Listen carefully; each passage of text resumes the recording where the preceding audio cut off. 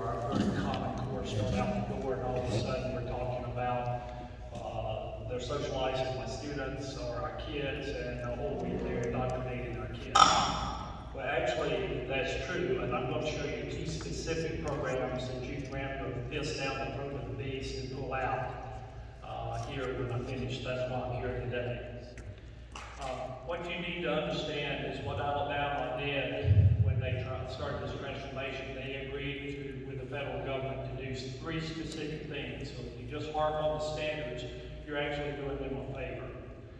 They agreed to adopt or transition the standards common across state lines. That's your Common Core state standards. They agreed to implement aligned assessments. That's the data, and you need to keep that in mind. Data. And the third thing they agreed to do was implement a program of differentiated recognition support systems throughout Alabama schools. What I'm trying to say is the Alabama Department of Education accepted a framework of changes which set the stage to modify school programs or implement new ones with the perceived intent of helping the children. But in actual reality, they're putting the children's welfare in the lap of the Alabama Department of Education. And I'm going to point that specifically out to you in a moment.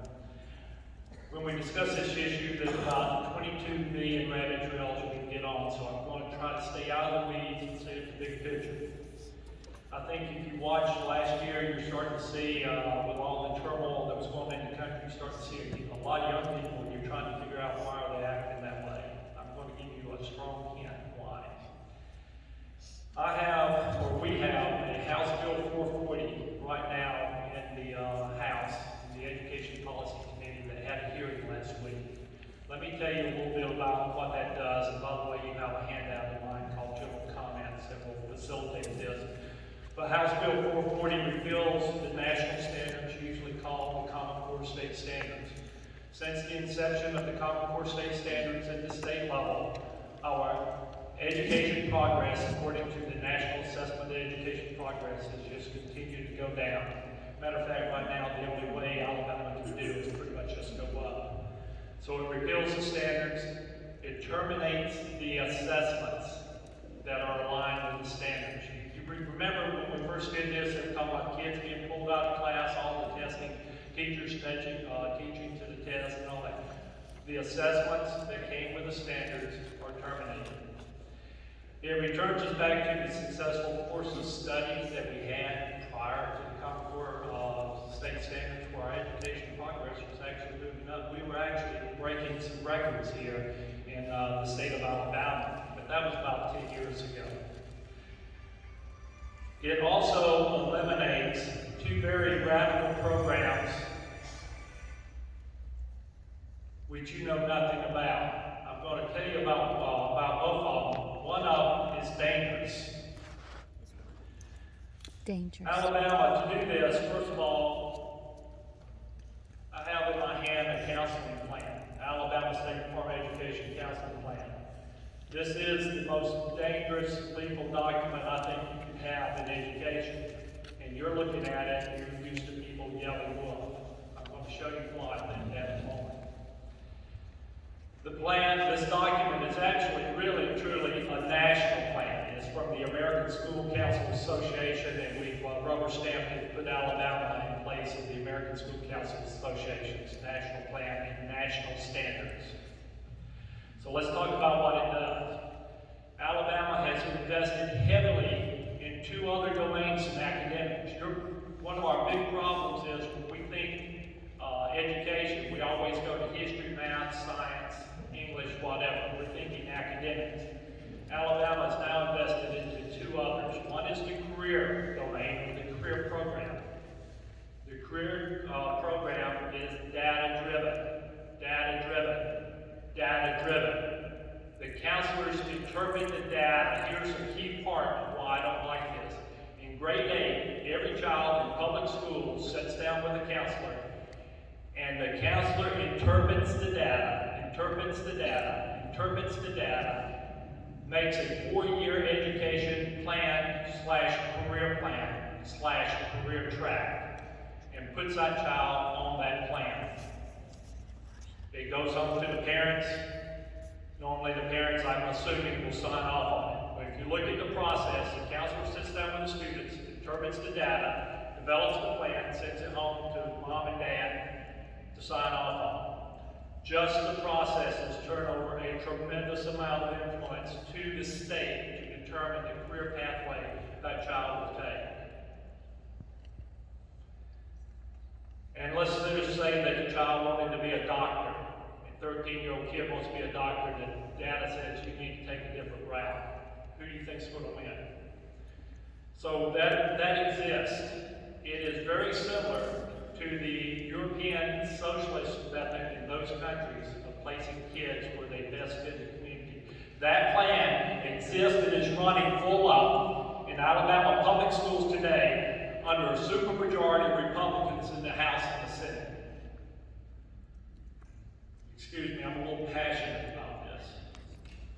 Because a third grader or second grader in a grade in kindergarten can't protect themselves if we don't stand up.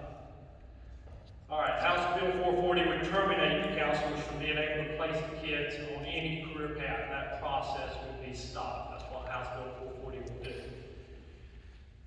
Now, you're all used to people standing up here, everyone's going to cry wolf. And in all honesty, we got a lot of real hard problems facing us. But I'm going to cry wolf, and I'm going to tell you, if you don't stop this one, if you kick this one down the road another few years, for the best I can guess is they're going for about 5 years. That's my guess. If you don't stop this, whatever you win today, you're going to lose just right down the road. Let me explain the program. I'm going to say the words and you will not believe me.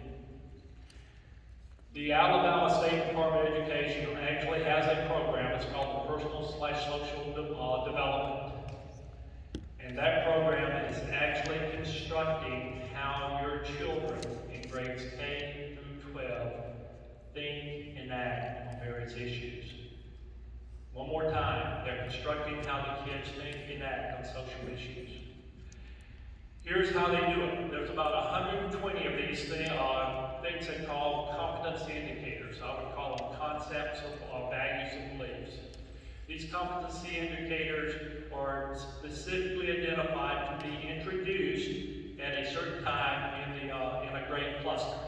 The grade clusters are K through 2, so certain competency indicators are introduced there. 3 through 5, certain competency indicators are introduced there. 6 through 8, 9 through 12. So they're introduced at certain intervals during the school. Once they're introduced, they're reinforced. They continue to reinforce them after their inception. And here's the goal. All students will master all competency indicators by the end of grade 12. So I just used 3 key words: introduce, reinforce, master. Why don't you look up the definition of indoctrination and see what that says? Let me give an example of one of these competency indicators. Quote, recognize and respect differences in various family configurations, end quote. That competency indicator or that concept is introduced to grades 3 through 5 and then reinforced. So technically this year, every third grader was introduced to the concept that they must respect family configurations of 2 men, 2 women, and a man and a woman. That's alive and well. Am I about all that? Am I out of time? Okay. Support House Bill 440. We have a sign up for Terry Collins to get a vote on it. We don't expect her to easily let the vote be on House Bill 440. Basically, it's going to eradicate 2 very radical programs as well as repeal the Common Core state standards.